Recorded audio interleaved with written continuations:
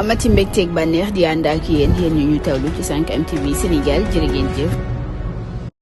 mbokk internet yu 5M TV Sénégal jërë ngeen jëf ci ànd bi xibaar yi. kaddu yi nga xam ni Fadilou Keita yëkkati na ko mu ni nag dañoo war a fay rek jëm ci li nga xam ni moom moo nag ñeel fonds yi fi nekkoon te ñu luubal leen maanaam kon rek kilifa yi fi nekkoon doon luubal alalu askan wi mu ni dañoo war a fay ndax loolee mooy li dëgg moom nag moo jiite caisse de dépôt et de consignation ñaawlu na mbir mi nag mu ni dañ cee war a taxaw bu baax a baax ndax alalu askan wa ñu luubaloon warul nax saay benn yoon moom nag Fadilou Keita loolee la xamle mu mel ni rek ay kàddoom kon moom du ko rek sofantal dafa bëgg mbir mi daal ñu taxaw ci bu baax a baax. ñuy wax leneen Pape Alé Niang moom nag